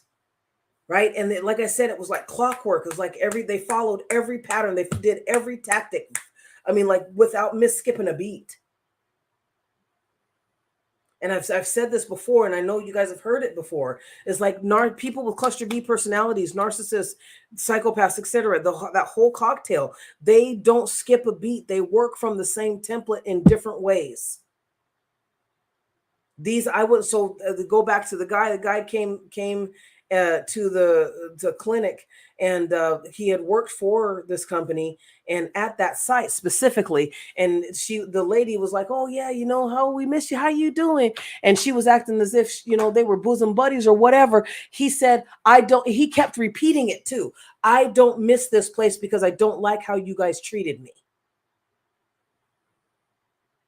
And she goes, "Oh yeah, well, how you doing anyway?" And he did not want to talk to her. And she kept on. And she kept on trying to act, like amnesia. I mean, it wasn't even amnesia. She was trying to get him to forget and to engage in this illusion with her. And I said to myself, I think I've said to her, I don't remember, but I know I was pretty blunt with her because she was talking all this stuff. I said, you do it. I said, I'll body you. And I don't suggest that. That's my personality, right? I've been through so much. I almost died finding myself again. Too many times to count. And it's not an exaggeration. This witchcraft crap is real. When you got these guys who can't get to you in the physical by taking your stability, taking your finances, taking your kids or your loved ones, humiliating you, isolating you. I was already isolated, dude, because that's the nature of being an empath. That's the nature of being a chosen one. We have to isolate. It's not a punishment.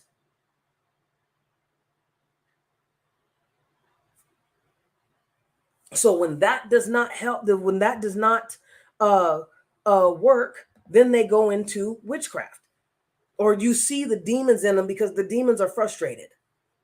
And that's what I see in this on this lady. So basically, the horror story is over. It's weird when you have to do when you. I mean, and what I learned is like the company does not care. The company does not care. You got people, and you. I mean, in my case, I got people who are immature. They're adult babies. They're Peter Pans. You know, they're Peter Pans and Patricia Pans, and they don't want to do their job, and they want to do just enough to get by, right? And so, okay, well, there's not much we can do. And only reason why I started reporting this is because I was told to,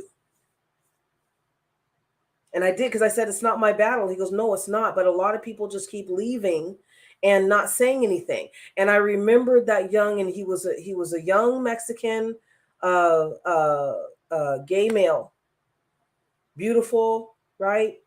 And he felt uncomfortable and he felt nervous about being there. Nobody else had said anything to him. I mean, so there's a few people who said, but they weren't really trying to engage with him. I thought to myself, it's like, I see the way that you guys are treating me. You're smiling in my face, but they were getting to the point where now, because everything they was getting outed. So, but they were getting to the point where they were like, hey, we can't hide behind our mask anymore. Masks are slipping. Masks are slipping.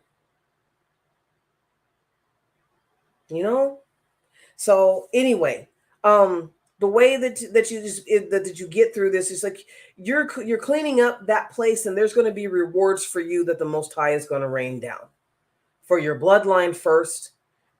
So it happens energetically on the spiritual realm, of course, and then it manifests in the material realm, unless you have somebody like I do who keeps blocking. I was going to say something else, but keeps blocking.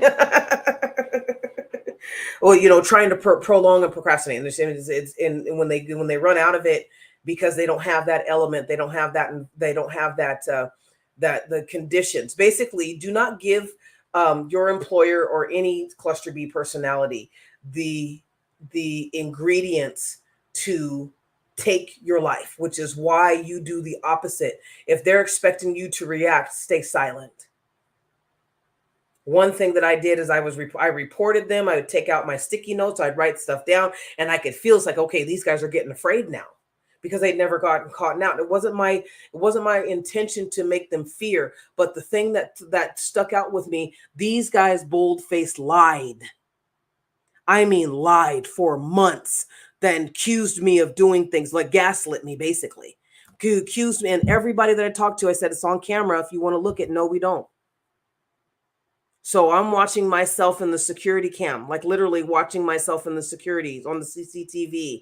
I can see myself in the guard station. You're telling there's no cam. The one lady was accusing me of not locking doors because there, and one certain, she goes, no, you always do it in that side. I was like, no, I think she thought that she had a winner. She really did. Like I mean, it's just weird. And like I've said, they'd use the same template. And I thought about it. It's like, oh yeah, that's right. When the cluster B thinks that they had you, they've won on one thing, they keep doing it. So it's not that they're intelligent. Sometimes they stumble into how to offend you, how to attack you. Oh, I'm going to get your birth chart done, or I'm going to try and possess your body. I know that you don't want to gain weight, so I'm going to try and I'm going to do witchcraft on you to make you more obese, or to distract or intimidate you, or have people workplace mob you so that you're stressed out, and it doesn't matter what you do, you're still going to gain weight because you're stressed. You see? So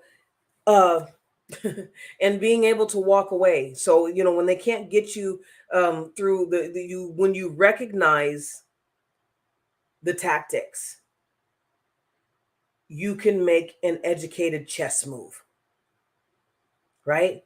Where they're thinking they're going to use you, they're going to swallow you up as a pawn, right? Because they already see themselves as kings and queens, right?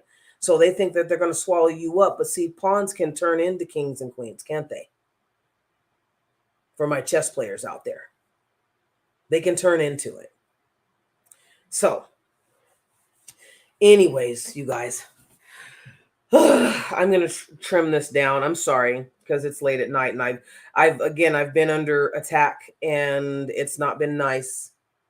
It's not been nice because there's this death thing. There's been too many times that I have almost like I've swallowed saliva and almost choked and stuff like that. I'm like, okay, I don't, it's an attack. So, but the horror stories of HR, when the job expects you to clean it up, it's not your job to clean up the job, but it's if you feel called, like it's if you feel called, you can be the one that make that at least um plants, starts foundations. I'm trying to figure out how I want to say it. Like you can be the one that clears the path for somebody else who comes, right? And it's like, okay, these guys have gotten, because see, justice can only happen if we are active participants in seeing other people receive justice. I want to see, and that's what I've said when these gang stalkers were doing what they were doing to me, because I survived where many people didn't, right? And they may not have all done the work or been willing to go on their soul journey or the dark nights of the soul that they had to go through. But I'm not the only one. There are kids involved. There are animals involved. You feel me? That were in my experience, that were uh, traumatized severely, including my own. Those of you who've listened to my story, right? There's, I mean, they were relentless in killing my animals and trying to kill me at the same time, and it still has not stopped. Just with these two people, and I don't want to get any more, right? And so, yeah. Anyway, I hope that this helps you guys, because it's not, sometimes we're laying the groundwork, building the foundation, clearing a path for somebody who could come after us and actually, be the nail in these cluster B coffins, right? Like, so much has changed. Like, I remember when the first cluster B demon, literal demon. Like, it's weird how now I recognize people as, I see through people's masks, and it's so weird. Still, to me, it's so weird, because she was still smiling in your face and stuff, but then she would get offended when I didn't talk to her, because, like, why am I going to talk to you when you don't like me? You've called me the N word in Spanish I don't know how many times, but it's really not because not because when you stop engaging with them, then they can't keep on, right? And this is the other thing. Thank you, Mama. I was wondering, I was like, why am I lingering? Because one thing is that I did not let them take my shine. It was really hard to do my job, right? But I did it.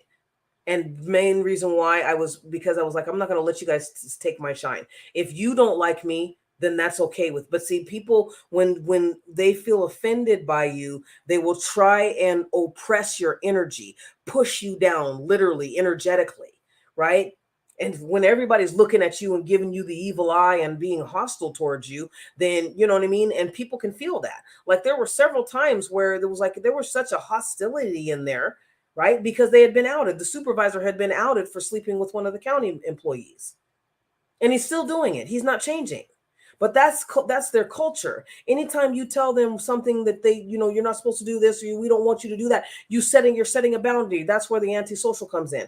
Antisocial means that I'm not going to respect any of your boundaries, right? That's when people do sex offend.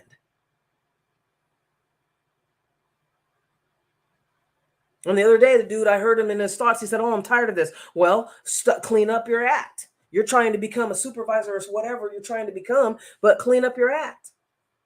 I'm having to do your work and this account manager's work. I'm having to do two people's work at one wage. Now, I was a laborer, and I know that there's a difference between being a roofer and a flagger. They give you there's two different wages there, you know? But and then just so I kept high level, kept high vibrant, right? People that I was able to talk to was like, okay, don't transfer this to them, just woosah, right? Doing my chants there, my chanting my mantras, keeping my vibration up, clearing my chakras, doing all that, right? And I'm still, hey, how are you doing? Okay, right on, right? Because they were literally looking for me to screw up so they could say something. You could say all you want to. I got through 2-3 months of you guys same repeat offenders doing the same shit. You have not learned. So it didn't matter what I reported. They were still hell bent on doing what they wanted to do because they felt bigger than the company. And really, who was going to say anything? Nobody's supposed to talk. You're called a snitch in their culture. And that's why people say if you're going to move to Mexico, just keep your mouth shut. What do you mean keep my mouth shut? What the fuck is that? You see what I'm saying? Forget my language. But it's like, you know what I mean? There's a reason why they're saying that. But then when they come over here, they bring that same cartel attitude, that same fear propaganda over to here. Right? Why am I having to live in fear? And why are you bullying me? Why are you clearing out neighborhoods to insert yourselves? And then saying all you're here is for a better life, but you're stealing other people's lives in the process. And I'm one of those lives that they tried to take. Right? So, and never just, I was always smiling. Hey, how you doing? I'd laugh even harder, and people would literally get offended because what can you say now? What can you say? Right? So it was a challenge for me not to just to be there and to be in that disgusting kind of, environment, and to watch these creatures it was very interesting because they really didn't care. After reported to the supervisor, like, yeah, this guy, can you talk to him about pointing his fingers at me and acting like it's a gun and all this kind of petty shit. I was like, I got a week left. Just you guys let it go.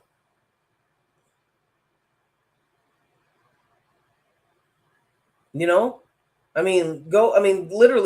go about your business. And they were sitting there buddy and doing whatever they were going to do. Right. But the thing of it is holding your center. That's what I learned throughout this whole thing. Acknowledge my feelings. I feel scared right now. I don't like to feel scared. When I feel scared, I get angry. Right. But that would be uncontrolled. So it's like I have to acknowledge I feel like I'm scared and I know I'm going to get angry and I'm feeling like ripping something apart. Right? So you don't do that. Leave paper trail. Right? You're gonna make me do my work for you. And I kept telling her, it's like, well, I'm gonna report this to HR because you're not doing anything.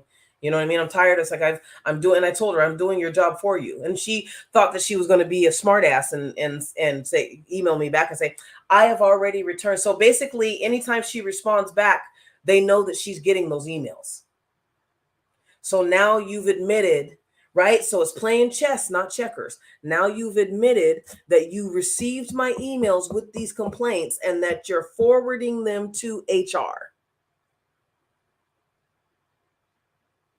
Right? And she thought, well, I don't care because when they know that nothing's going to be done, they're going to give you the information. They're going to give you that information. Because they know nothing's going to be done. So not only did it, so I did, again, playing chess, not checker. So if I ever go and get a lawyer and we're like, okay, you got more than enough proof here. Right?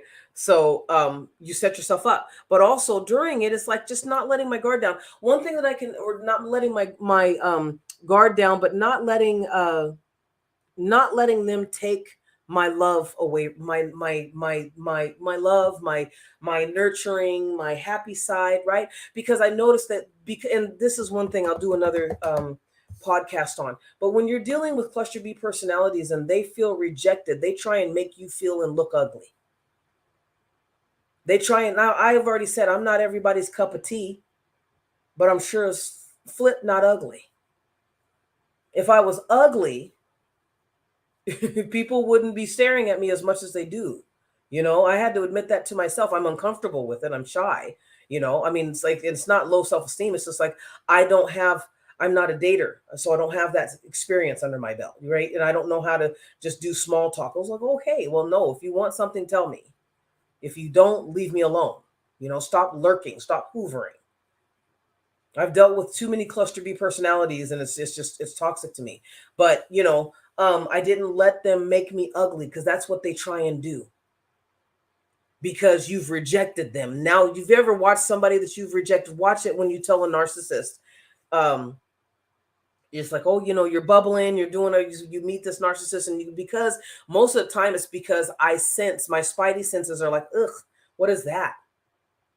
Like, I've gone from being in a rose of lilac, in a field of lilacs and sunshine, and all of a sudden I'm over here and it's dark and dreary and the life is sucked out of everything, right? So my spirit can tell that.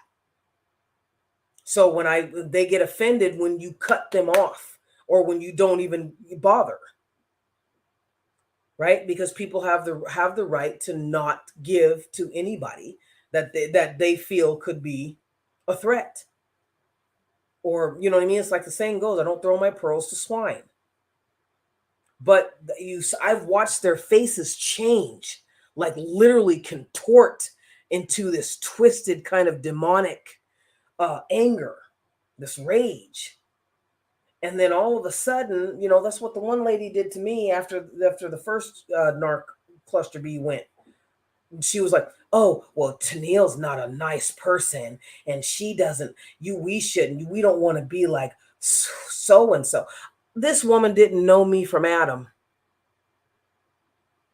but she had been watching me before I had even got there. She made a comment. This is what I'm saying. You guys listened to my other podcast discussions. I've told you that this is with me, at least my experience. It was statewide. It's been wide, because they're on their message boards. They're talking. They're reporting. They're giving video. They're giving, right. They're looking up information. These guys, the gang stalkers, will get into your bank accounts. I had one, because when I left Sacramento, I noticed I could no longer really get any access to my bank account. I also noticed, I mean, it's not that I can't access it, but they're making, for some reason, there's a block. It's because of that area, they're taking possession over something that's not theirs, because they had been stalking me and harassing me for so long, so intensely. Like, I tried transferring from my gym, my account over to this new gym in this area. And they were like, well, we don't have you down. It's like, you have to have me down. If I show up in the system, you dumb. You know what I mean? Like, but it was just stuff like that, just like still trying to block. I remember I thought, okay, well, maybe before I get on, maybe I should try and get unemployment so that I can look for a job or whatever. The same person who sabotaged me the first time, so it tried to sabotage me again. And it was scary, because it's like, oh my God, like, these guys are popping up and I'm nowhere near you, and you're still popping up. You're still trying to hold me hostage, right? So they'll try and stick their tentacles in you, right, to have possession, right? And it's kind of like when you reject them and you block them and you don't even give them a chance to go through the grooming stage with you, because you're not feeling them in the first place. Right? That's what happened to me with the succubus. I'm not feeling you. I'm talking to you as we're passing. You have to force me to have your number. Like, I didn't ask for her number. She's like, oh, well, let me give you my number, and da da da. For what, dude? I don't need to talk to you. Right? But when you reject them, they got to make you feel ugly. Right? They're transferring what they're feeling, because they don't process well. It's like, no, you should feel this way. You shouldn't feel good about yourself. I shouldn't feel good about surviving cancer. I shouldn't feel so good about surviving somebody who was abusing me mentally, emotionally, spiritually for 15 years and surviving and leaving. I shouldn't feel good. I shouldn't feel good about weight loss. I shouldn't feel good about career change. I shouldn't feel good about having my own business. Are you kidding me? I mean, these are things that these guys usually really, really do think. And this woman wanted me to not love myself, because I wouldn't play the game. I wouldn't give the game to give her status. She was hooking on to me to try and get status amongst the other team, amongst the other people. And one thing I learned, one thing I realized too, is that she had switched places with me. Because what they were doing is, now that I was reporting everything that was going on, and just to build a case, she now was the popular one. And I don't think it was now. I think that she'd been doing this before. But I think that after, when they don't have a target, it seems that she goes back to being the old ugly, beluga whale woman that nobody wants to talk to, because everybody's mad, right? Like, they were mad because they were like, well, you're not supposed to do that, because she was one of those, you're not supposed to do this, you're not supposed to do that, you're not supposed to do this. And if I was at my other job when I was working this, and that's what, when I met her, that's what she was like. And I was like, oh my God, I got to stay away. But then I got turned into that, right? I'm not that, but I got turned into that, if that makes sense, right? And I recognized that. I was like, God, that is really what happened. She switched places with me, but she also got embarrassed because they found out that she had lied. Somebody looked at the tapes. But the thing of it is that they did not confirm with me. So no, in nowhere, shape, or form have I got confirmation that, okay, well, we reprimanded this person, or we wrote this person up, or we did this, or we did that. Nowhere. Nowhere.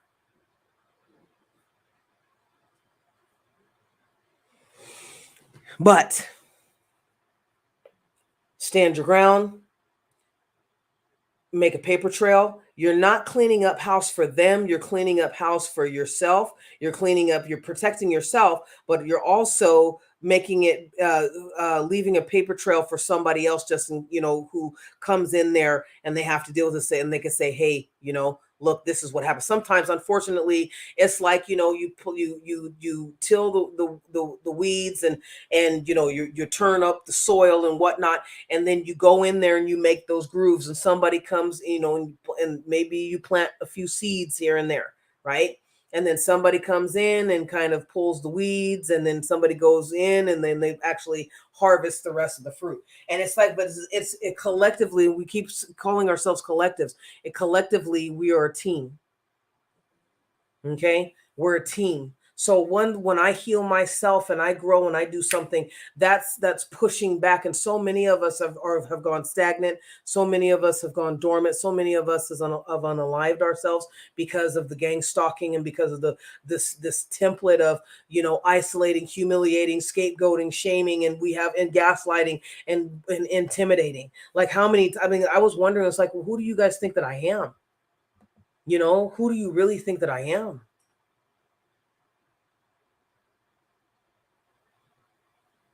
Right? I mean, because we don't deserve it. It's not that we deserve it. It's just, and nothing gets done fast enough, because we have to learn to be solidified for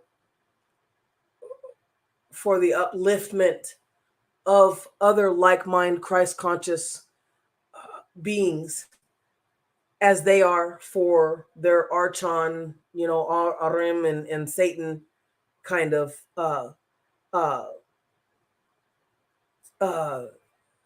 system. So it's not always peachy, you guys. It's not always going to be, but you can do it. I believe in you, and I am here to help you guys. If you guys have any questions, please go ahead. Feel free to email me. Sorry, this is so long. I am going to download this and chop this puppy up a bit, and clear it, because it wasn't meant to go this long. Again, that's why, the first part was okay, but the second part, that's why the Most High God was saying, hey, let's start saying the Psalms before we go in. But anyway, I love you guys, and I thank you so much for your support. It really, and through this whole entire time, I have to be honest, it's like I'm still trying to get my bearings. I've only been in this new environment now for about 5 months. And again, it's not like my enemies have completely been defeated, but it's a step-by-step thing. But so I really do appreciate you guys supporting my work, supporting my channel. Please look in the description and go click on some of the links. I have uh, uh, my TikTok and other things. Not really able to do too much right now. You can join my Patreon and get access to mini workshops and get access to mantras. I'm actually going to create another course for the beginning, the BG sounds of mantra, and some other mantras that I've worked with for years. I've been practicing. I've been, chanting mantra, Vedic mantras for, I mean, 12, I think over 15 years. Yeah, since 2006, I think. So it's been a while. Your whole life just changes, and I can tell you that these mantras have really helped with this spiritual warfare and this battle, and I wanted to share that with you guys too. So I just appreciate you guys. I love you. Please like, subscribe, and share if you have not already, and hit the dingy. And I'm going to try and make these shorter if I can. Life goes on, and sometimes, you guys, to be honest with you, sometimes during during the broadcast, I'm actually being going under attack. So there's times where I've had my heart almost conk out. There's times where, I mean, and I have nothing wrong with me. you know the smoothie doesn't kill me. Even if I have cinnamon toast crunch, it's not doing it. But anyway, I think that's why I was told to say the prayers. So anyway, again, you guys, I love you. Thank you so much for your support. Thank you so much for tuning in, and remember, your blessings are in your ashes. Rise, Phoenix.